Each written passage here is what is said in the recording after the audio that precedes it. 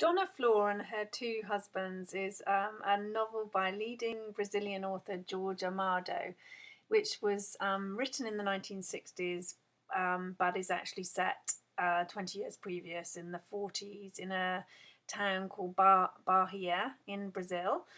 And it tells the story of predominantly the widow, Dona Flor, who is telling the story of her first marriage to the erotic and handsome Verdino, who drives her crazy with love and passion, but is a terrible husband. He's unfaithful, he's unreliable, he spends her life savings and is a no good, but she completely falls for him. And his sudden death during Carnival while he's dancing wildly, that happens right at the beginning, leaves her bereft, and she misses him madly for the next year.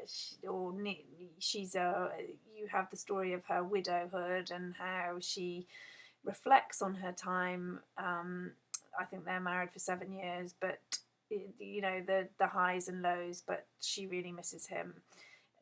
We then are introduced to her second husband, who is the opposite of Vadino. He's a terribly respectable pharmacist in the town in which she lives.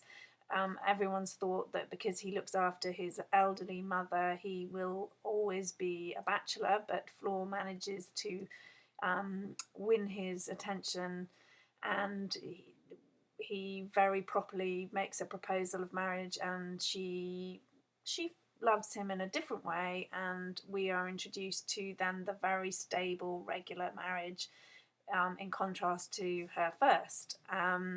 It's a really interesting reflection on how the moral dilemma of conflict of body and soul with a strong erotic undercurrent. There's a lot of sex in this book.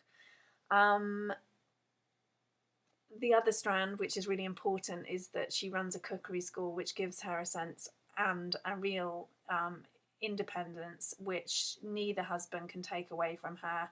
And when we read it in my book group, we really enjoyed that aspect of the story, that even though in the 1960s that would have been quite advanced for Flor to have this strong commercial career, and she won't let go of it. So it's a key aspect of the book, which is very colourful, great vocabulary, a really good introduction to Brazil for anyone who's never been there or experienced Carnival. It's a book of many digressions. You learn a lot about gambling, about roulette, about black magic, as well as cooking.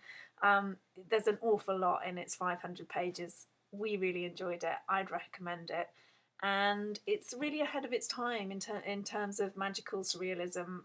Books like Angela Carter and Garcia Marquez come in its wake, but this is really the forerunner for that sort of magical realism.